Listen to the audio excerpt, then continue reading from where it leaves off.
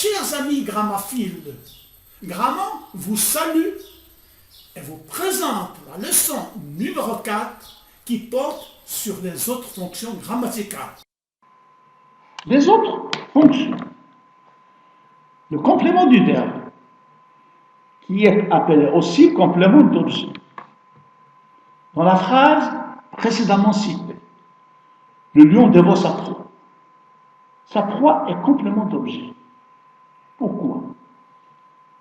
Le verbe est commandé par le sujet et le complément commandé par le verbe.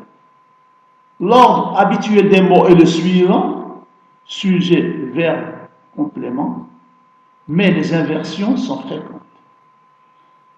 On a deux types de compléments d'objet, direct et indirect. Le second est relié au verbe par une préposition. Deux exemples. Le plus souvent un nom, mais aussi un pronom personnel, un pronom démonstratif, etc., etc. Nous donnons des exemples.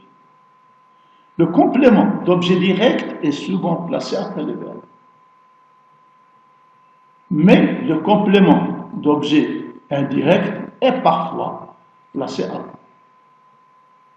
Le monde, rien ne part.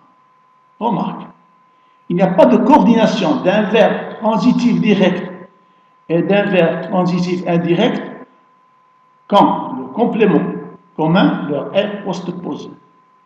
Ainsi, la phrase « cet enfant aime et obéit à ses parents » est inacceptable.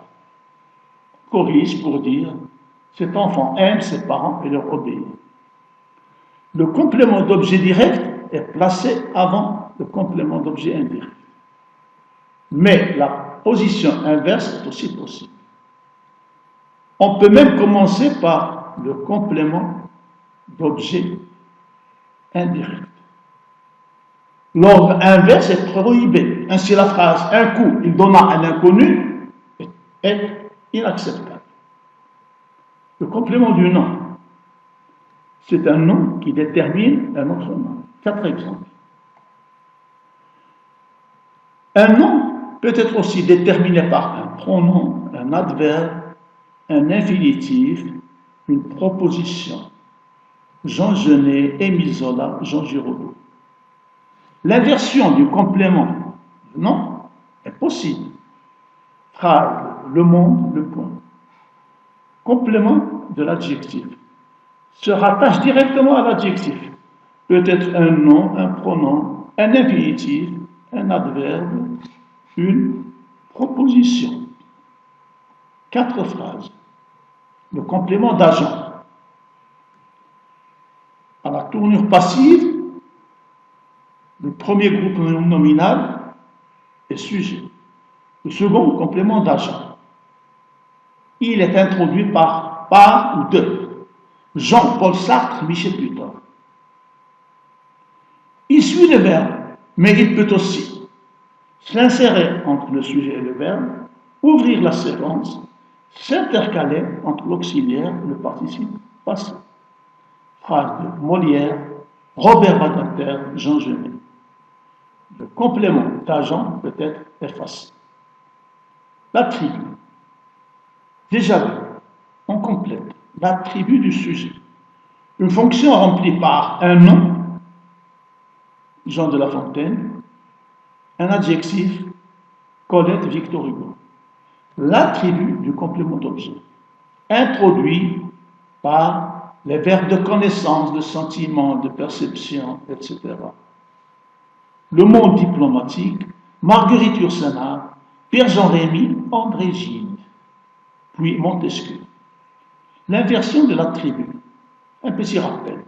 L'attribut du sujet, phrase de Jean-Marie Colombani, Gustave Flaubert. L'attribut de l'objet, Michel Léris, Antoine de Saint-Exupéry. Les classes de mots jouant le rôle d'attribut. C'est le pronom, l'infinitif, le groupe prépositionnel, l'adverbe et la proposition. Phrase de Victor Hugo, le petit Robert, Bertrand Poirot d'Elpech, Chateaubriand, voilà. Et Molière. L'épithète. C'est la fonction de l'adjectif qualificatif. Deux exemples. La mise en apposition, la mise en apostrophe. La mise en apposition. C'est la fonction du nom et de l'adjectif qualificatif. Deux noms désignant le même référent dont l'un est une détermination de l'autre. L'express. Les éléments mis en apposition sont le nom, le pronom, l'infinitif, etc. Alain Robbe-Grillet, Max Gallo, Maurice Grévis, Montesquieu. La mise en apostrophe, un référent auquel on adresse des propos. Jean de La Fontaine. Le complément circonstanciel, la manière. Un exemple. Il est placé après le verbe, mais peut lui être antéposé. Victor Hugo, voilà. Le moyen. Le complément suit le verbe, mais la position inverse est autorisée. Georges Duhamel, Émile Zola. Le lieu. C'est un complément circonstanciel mobile. Michel Tournier, Georges Duhamel, Alain de Mouzon, Louis Arnaud. Le temps. Il occupe aussi trois positions. Montesquieu, Émile Zola, Anatole France. La cause. Le complément suit normalement le verbe, mais occupe trois positions également. Georges Sand, Jean-Pierre Richard. La conséquence. Habituellement postposé au verbe. Michel Tournier. Le but.